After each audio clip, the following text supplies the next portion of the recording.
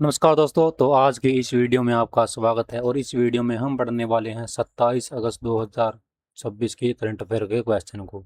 तो आज है 27 अगस्त और जो 26 अगस्त या फिर 25 अगस्त को जो घटनाएं घटी है, जो मुख्य प्रमुख घटनाएं हैं, वही हम पढ़ेंगे आज की इस क्लास में, आज की इस वीडियो में। तो दोस्तों चलिए शुरू करते हैं बिना किसी देरी के, और हर एक क्वेश्चन को अपने अच्छे तरीके से पढ़ेंगे। ठीक है, पहले क्वेश्चन जानेंगे, फिर उसका आंसर जानेंगे, और फिर इसकी थोड़ी सी व्याख्या हम देखेंगे। तो चलिए, तो शुरू करते हैं। मैं पीडीएफ को जूम कर लेता हूँ थोड़ा, ताकि आपको क्लियरली अच्छे तरीके से शो हो सके सारे के सारे जो क्वेश्चन हैं। ठीक है, चलिए मैं शुरू करता हूँ एक बार पहले क्वेश्चन से। पहला क्वेश्चन है जो आपका वो है, पहला क्वेश्चन है 26 अगस्त 2026 को 26 अगस्त 2026 को नेपाल में अचानक आई बाढ़ ने किन प्रमुख नदी तंत्रों को प्रभावित किया है। यहाँ पर देखिए, जो कल है 26 अगस्त को, ठीक है, आज 27 अगस्त है, कल 26 अगस्त को नेपाल में अचानक एक बाढ़ आ गई। और आपसे ये क्वेश्चन पूछा है इसमें कि प्रमुख जो नदी तंत्रों को कौन से को क्या है प्रभावित किया है। देखिए यहाँ पर एक तो भोटे काशी है और एक त्रिशूली नदी तंत्र है, इनको क्या है प्रभावित किया है। नेपाल में आई फ्लैश में फ्लैश फ्लड में फ्लड ने भोटे कोसी नदी तंत्र को प्रभावित किया, और इसका प्रभाव है वो जो त्रिशूली नदी तक है वो पहुंचा है।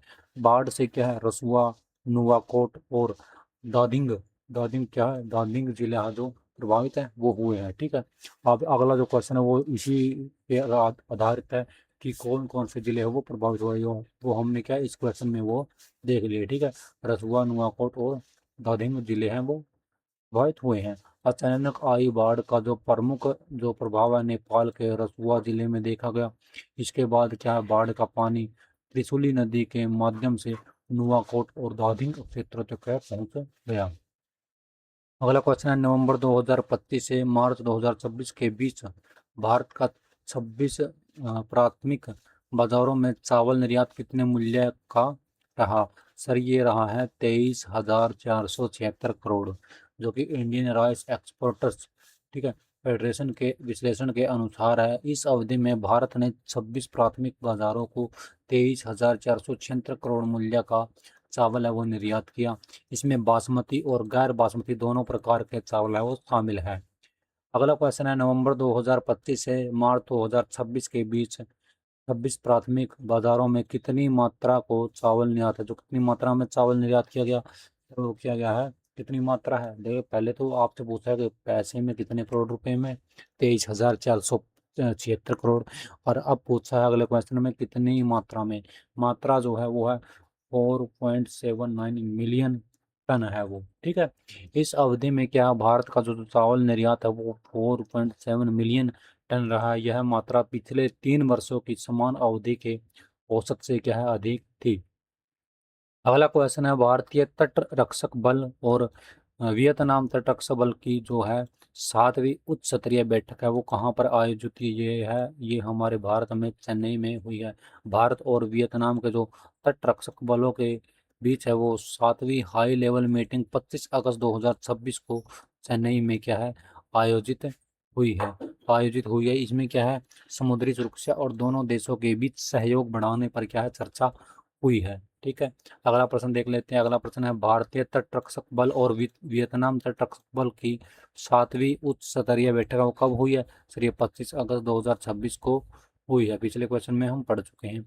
अगला क्वेश्चन है 26 अगस्त 2026 को आईसीएटी ने किस वाहन के लिए अपना जो पहला अनुपालन प्रमाण पत्र जारी किया है, वो किया है 15 metre multi axle sleeper bus के लिए क्या है ये जो प्रमाण पत्र है वो जारी किया है। ठीक है, international centre of automotive technology ने पहली बार 15 मीटर मल्टी एक्सल बस को क्या है ये सर्टिफिकेट है वो जारी किया है। और यह क्या भारत में लंबी दूरी की यात्री जो बसों के सुरक्षा और नियामक मानकों की दिशा में क्या महत्वपूर्ण उपलब्धि है।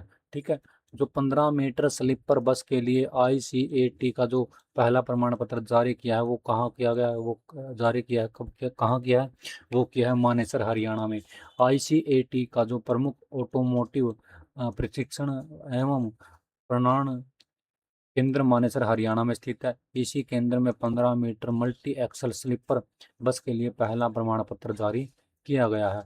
अगला क्वेश्चन देख लेते हैं। अगला क्वेश्चन है 25 अगस्त 2026 को ISS पर अंतरिक्ष यात्रियों ने कौन सा उपकरण वो स्थापित है, वो किया है। सर इसका जो नाम है वो है KU bed antenna. International space station पर अंतरिक्ष यात्रियों ने KU बैंड कम्युनिकेशन एंटीना से क्या सम्मिलित कार्य किया है। KU बैंड प्रणाली ISS से पृथ्वी तक उच्च गति वाले डेटा और संचार के लिए क्या है, ये महत्वपूर्ण है। अगला प्रश्न देख लेते हैं कौन सा है। अगला प्रश्न है इसी से रिलेटेड है। सर ये ISS पर KU बैंड एंटीना से संबंधित कार्य करने वाले जो नासा के अंतरिक्ष यात्री कौन है। सर इनका नाम है अनिल मेनन है। क्या नाम है इनका, अनिल मेनन। नासा के अंतरिक्ष यात्री अनिल मेनन ने ये अंतरिक्ष यात्री सोफिया एडनॉट के साथ ISS के बाहर स्पेस वॉक में भाग लिया। दोनों ने स्टेशन की बाहरी संचार प्रणाली से संबंधित महत्वपूर्ण कार्य किया। अगला क्वेश्चन है ISS पर अनिल मेनन के साथ किस ESA अंतरिक्ष यात्री ने स्पेस वॉक किया। सर इसका नाम है सोफी एडोना। सोफी एडोना, ठीक है, एडिना, ठीक है, एडेनो, ठीक है, एडेनो, एडिनो, ठीक है। जो सोफिया है ये, ठीक है, यूरोपियन स्पेस एजेंसी की जो फ्रांसीसी अंतरिक्ष यात्री है, ठीक है। और उन्होंने अनिल मेनन के साथ ISS के बाहर जाकर अंतरिक्ष स्टेशन पर आवश्यक तकनीकी कार्य किया है। ISS के बाहर यह अंतरिक्ष गतिविधि कितने समय तक चली है। लगभग 6.5 घंटे, यानी कि 6.5 घंटे है वो, चलिए 6.5 घंटे चलिए, ठीक है, ठीक है। यानी कि सामान्य भाषा को जो स्पेस वॉल का बोला, क्या इसको बोला जाता है, ठीक है। अनिल मेनन और ये सोफिया एडन, ठीक है, इसको आप हम पढ़ चुके हैं, ठीक है। अगस्त 2026 में भारतीय नौसेना ने किस रणनीतिक जो जल जल डमरू मध्य से गुजरने वाले वाणिज्य जहाजों की निगरानी की है। सर इसका जो सही आंसर होगा वो होगा बॉब अल मदेब जल डमरू मध्य है, ठीक है। जो बब इल जो मदेब है, लाल सागर और गल्फ ऑफ एडिन के बीच स्थित एक महत्वपूर्ण, ठीक है, मैरीटाइम चेक पॉइंट है। यह है यूरोप और एशिया के बीच समुद्री व्यापार मार्ग के लिए अत्यंत महत्वपूर्ण है, ठीक है। DRDO ने जो स्वदेशी मिलिट्री कॉम्बैट जो पैराक्यूट है, वो जो सिस्टम है, उसका जो उच्च ऊंचाई है प्रशिक्षण कहाँ पर किया गया, कहाँ पर किया। सर ये न्यूमा मुद ड्रॉप जोन लद्दाख में किया है, ठीक है। DRDO ने अत्यधिक ऊंचाई और कठिन मौसम परिस्थितियों वाले लद्दाख क्षेत्र में MCPS का क्या है, परीक्षण किया है, ठीक है। अगला क्वेश्चन देख लेते हैं। हाल HAL, ठीक है। जो सरफन हेलीकॉप्टर इंजन ने किस इंजन के विकास एवं उत्पादन के लिए अनुबंध किया। सर अरावली अरावली उच्च शक्ति जो टर्बोसॉफ्ट है, टर्बोसॉफ्ट इंजन है। हाल और क्या है, सरफन और अरावली नामक उच्च शक्ति वाले क्या है, टर्बोसॉफ्ट इंजन के विकास और उत्पादन के लिए क्या किया है, समझौता किया, और इसका उपयोग भारत के अगली पीढ़ी के जो हेलीकॉप्टरों में किया जाना है। हाल जो कि ये जो हेलीकॉप्टर हो, वो भी हेलीकॉप्टर इंजन अनुबंध कहाँ पर हुआ। सर ये बेंगलोर में हुआ, ठीक है, बेंगलोर में हुआ। अनुबंध बेंगलुरु में हुआ। यह भारत का जो फ्रांस के साथ बीच aerospace and defence technology corporation को मजबूत करने की जो दिशा का क्या है, इसमें महत्वपूर्ण वो कदम उठाया गया है। भारत और सेशेल्स ने किन क्षेत्रों में सहयोग बढ़ाने की चर्चा की। सर ये तो मछली पालन, ठीक है, मत्स्य पालन और जलीय कृषि और ब्लू इकोनॉमी को क्या है, इसमें क्या है, सहयोग बढ़ाने की वो क्या है, चर्चा हुई है, ठीक है। दोनों देशों के समुद्री आर्थिक और ये भी आप देख लेते हैं, ठीक है, देख लीजिए, पढ़ लीजिएगा। 2026 के कानून के तहत किस भारतीय राज्य का जो नाम है कैलरम किया गया। सर केरल का जो नाम है वो कैलरम है, कर दिया गया केरलम, ठीक है, कैरलम कर दिया है, ठीक है। कार्यालय कर दिया गया है। ठीक है, कौन सा एक्ट, 2026 एक्ट। ठीक है, जो राज्य का नाम है क्या कर दिया, केरला के, इसे क्या कर दिया, केरलम कर दिया गया है। ठीक है, यह बदलाव संविधान की प्रथम अनुसूची में राज्य के नाम से संबंधित है। ठीक है, तो कार्लम नाम परिवर्तन किस अनुसूची में राज्य के प्रविष्ट बदलाव में संबंधित है? सर ये भारत या संविधान, जो भारतीय संविधान की प्रथम अनुसूची में है वो संबंधित है। ठीक है, तो संविधान की फर्स्ट जो प्रथम अनुसूची है में राज्यों और केंद्र शासित प्रदेशों के नाम एवं उनके क्षेत्रों का विवरण दिया गया है। राज्य का नाम बदलने की शक्ति संविधान के अनुच्छेद 3 से संबंधित है। ठीक है, ICAR और CCARI ने गोवा के किसानों के लिए कौन सा कार्यक्रम शुरू किया है? सर ये शुरू किया है कार्बन पाठशाला। ठीक है, ठीक है, ये कार्बन पाठशाला ये जो है आयोजित किया गया है, कार्यक्रम आयोजित किया गया है। ठीक है, क्या किया जाएगा, कार्बन क्रेडिट जैसी अवधारणाओं की जानकारी इसमें दी जाएगी। ठीक है, चलिए इसको जागरूक भी किया जाएगा इनमें। अगला क्वेश्चन देख लेते हैं कौन सा। हाँ, अगला क्वेश्चन ये है। ठीक है, अगला क्वेश्चन है, अरुणाचल प्रदेश में खोजी गई नई पौध जो प्रजाति किस पौधा परिवार से संबंधित है?